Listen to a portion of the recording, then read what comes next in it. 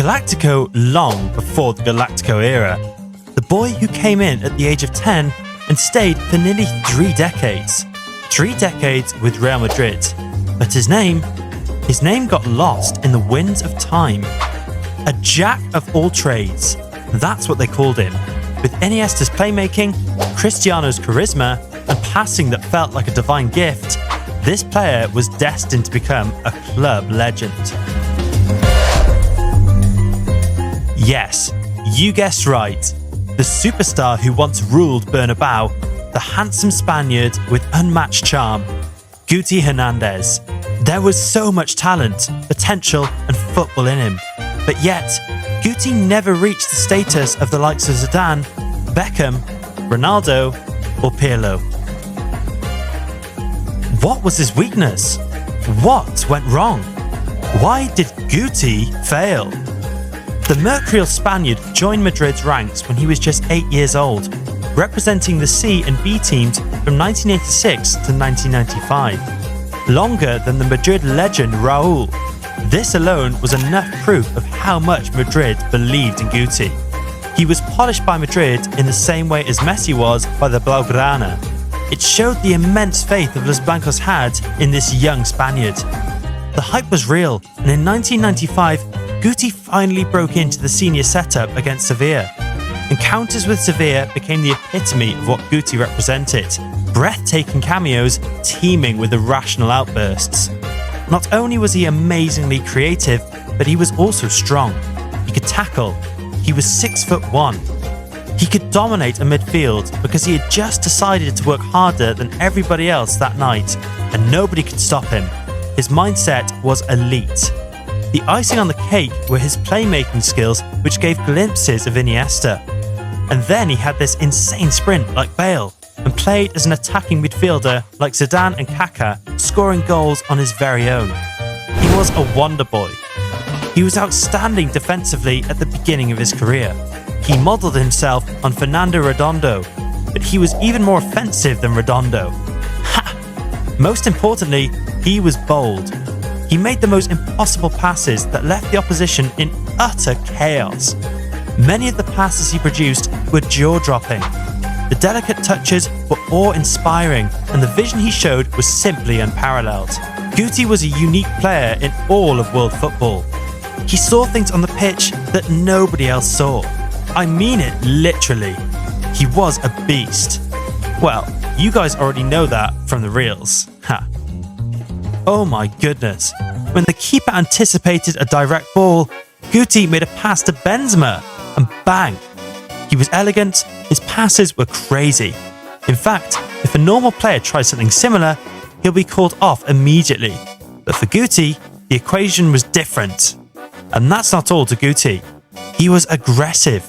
He was the kind of player you gladly paid the entry fee for just to see. He was that good. Guti wanted to stand out and be at the centre of attention and terrorise the opposition's defence, making them feel that he was too good for them. He was the kind of player who would irritate opponents to the point where they would kick the hell out of him because he'd done something they deemed disrespectful. Guti had the prowess, and he was good at every position. He could play anywhere, from defensive midfield to central midfield, attacking midfielder, and forward. He outperformed at every position that the managers placed him in. He was like a Swiss army knife.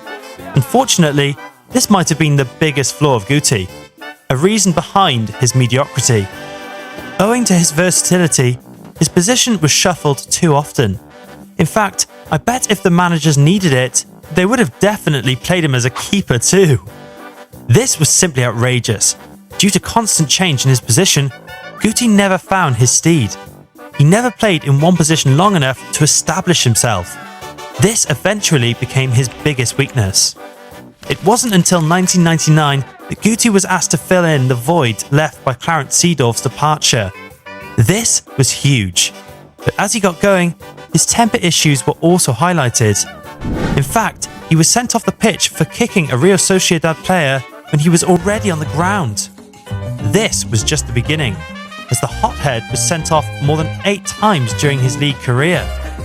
As Guti was finding his place in the midfield, he He was asked to replace injured Fernando Morientes and play as a forward. Well, Guti did not disappoint.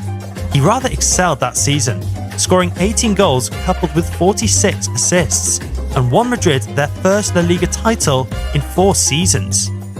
This was just the start. Soon, Madrid acquired Zidane. Guti continued to play in the same position. Well, it paid off, and Los Blancos won the Champions League. Damn. The past investments in Guti were paying back, but in the 2002 to 2003 season, when Madrid bought in Ronaldo as another star signing, Guti was made the scapegoat.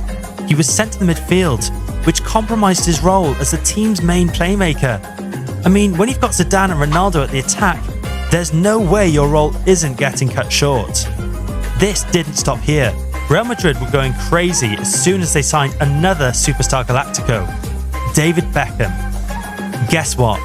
Due to this, Guti was sent to the shadows.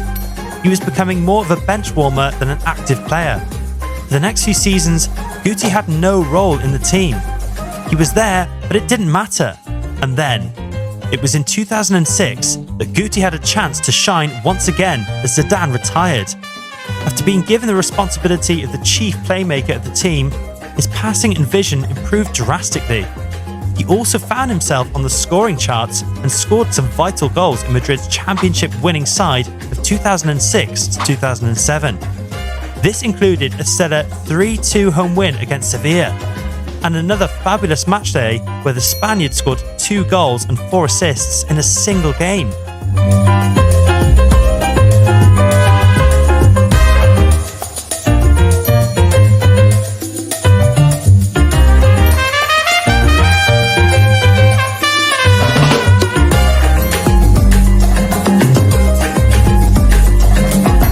These were the glimpses of Guti's brilliance.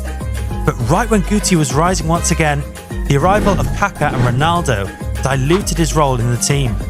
He was often seen relegated to the bench. To be honest, Guti gave the club his everything, but the club didn't treat Guti right. He played in Madrid for 25 years. That's more than Ronaldo, Bale, and Benzema. But during all this time, he was never handed over a permanent role. He was a jack of all trades and got violated due to this reason. In between all this, Guti had his personal issues too. He was handsome, talented, a child prodigy who became a millionaire in his 20s, and all of this brought up ego issues. Like in 2009, when he appeared to spit at a member of the opposition, and then his public denunciation of David Beckham and his fallout with the coaches. You might think that shouldn't be a problem at a club like Madrid, but Guti had spat with most of the managers. He fell out with Bernd Schuster and João Ramos and had an infamous halftime argument with Manuel Pellegrini in a cup humbling at Alcorcon. It was fueled by his lifestyle, partying at night, arriving late, and most of all, his sense of entitlement. All of this came to an end when Guti signed for Besiktas in the summer of 2010. But there was a silver lining. He managed to live through a decade that saw more talent brought to the club than had ever been done at any other club in the entirety of footballing history. And he outlasted them all. Grossly, Guti won 5 La Liga titles, 4 Spanish Super Cups, 3 Champions Leagues, 2 Intercontinental Cups, and 1 European Super Cup. On an individual level, he was the top scorer in the 2001 to 2002 Copa del Rey campaign and top assister in the La Liga for the 2007 to 2008 season. At the end of the day, he was a Bernabeu legend who could have been one of the top 5 Madrid players of all time. But things didn't turn out very well. We hope you enjoyed the video. Don't forget to hit the sub button.